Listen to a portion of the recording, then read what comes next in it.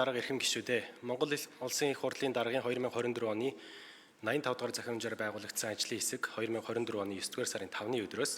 2025 оны 6 дугаар сарын 10-ны өдрийн хооронд ажиллаж, хоцорын газрыг орон сууцжуулахад ногоон санхүүжилтийн тогтолцоог бүрдүүлэх, холбогдох эрх зүйн орчныг сайжруулах чиглэлээр санал дүгнэлт гарган эдийн засгийн байнгын хороонд танилцуулсан.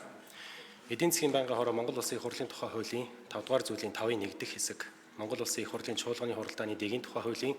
45 дугаар зүйлийн 45-ын 2 дахь хэсэг заасныг болон ажлын хэсгийн санал дүгнэлтийг үндэслэн ногоон санхүүжилтийн тогтолцоог бүрдүүлэх, эрх зүйн орчныг сайжруулах талаар авах арга хэмжээний тухай Улсын их хурлын тогтоолын төслийг боловсруулж, уг тогтоолын төслийг 2025 оны 6 дугаар сарын 17-ны өдрийн хуралдаанаараа хэлэлцлээ. Байнгын хорооны хурал дараа тогтоолын төслийг хэлэлцэх үед Улсын их хурлын гишүүн П. Сайн зориг тогтоолын төслийн хүрээнд Монгол Улсыг 2026-нд хөгжүүлэх үндсэн чиглэл болон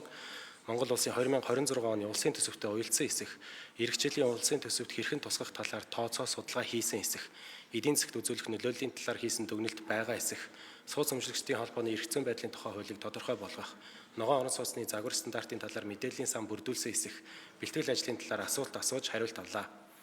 Мөн Улсын хурлын гишүүн Ил Соронзон болд тогтоолын төслийн агаарын бохирдлыг бууруулах зорилгоор олгож байгаад холбогдох татаасыг дулаалгын бодлогод чиглүүлж, ногоон зээлийн хүүгийн татаасад шилжүүлэх арга хэмжээг үе шаттайгаар хэрэгжүүлэх, зээлийн хүүг 6%-аас ихгүйгээр тогтоох, Монгол гэрийн дулаалгын нийт зардлын тодорхой хувийг орон нутгийн төсвөөс санхүүжүүлэх чиглэлээр холбогдох арга хэмжээг авах гэсэн заалтуудын талаар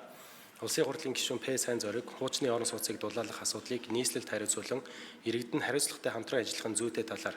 мөн сууц өмчлөгчдийн холбооны эрх зүйн байдлын тухай хуулийг боловсронгуй болгож, Улсын хуралд өргөн мэдүүлэх арга хэмжээг яаралтай авах, дулаалгын асуудлаас сэргээгдэх эрчим хүчээр шийдэж байгаа иргэдийг газрын төлбөрөөс тодорхой хугацаагаар чөлөөлөх гэх зэрэг урамшууллын системийн тогтолцоог бий болгох, ипотекийн зээлийн тодорхой хэсгийг банкнуудтай тохирч дахин төлөвлөлт, гэр ороолын орчинд баригдаж байгаа орон сууцнуудыг дэмжих, ногоон зээлийг стандартын шаардлага хангасан дулаан алдагдaltaгүй орон сууцад олгох, ногоон бодлогыг дэмжсэн суурь хуулийг санаачлах, Улсын хурлын гишүүн энэ бат сүмбэрэл Улаанбаатар хотын стандартыг нийслэлийн дүүргүүдийн тамгын газрууд хамтарч мөрдөх арга хэмжээг авах, орон нутгийн хэмжээнд ногоон орон сууцад олох зээлийн хүртээмжийг бий болгох, Монгол банк ногоон санхүүжилтийн талаар бусад банкудтай хамтарч санаачлагтай ажиллахын зүйтэй гэсэн саналуудыг хэлсэн болно. Тогтоолын төслийг байнгын хорооны хуралдаанд оролцсон гишүүдийн олонх дэмжиж, Монгол Улсын их хурлын чуулганы хуралдааны дэгийн тухай хуулийн 45 дугаар зүйлийн 45-ын 2 дахь хэсэг заасныг баримтлан чуулганы нэгдсэн хуралдаанаар хэлэлцүүлж, батлуулах нь зүйтэй гэж үзлээ. Улсын хурлын даргын 2024 оны 85 дугаар захирамжаар байгуулагдсан хоцорын газрыг орон сууцжуулахад ногоон санхүүжилтийн тогтолцоог бүрдүүлэх, холбогдох эрх зүйн орчныг сайжруулах чиглэлээр санал дүгнэлт гаргах, холбогдох хуулийн төсөл боловсруулах үүрэг бүхий ажлын хэсгийн санал дүгнэлтийг үндэслэн, эдийн засгийн байнгын хорооноос ногоон санхүүжилтийн тогтолцоог бүрдүүлэх, эрх зүйн орчныг сайжруулах талаар авах арга хэмжээний тухай Улсын хурлын тогтоолын төслийг боловсруулан та бүхэнд хүргэлсэн болно. Улсын хурлын эрхэм гишүүдээ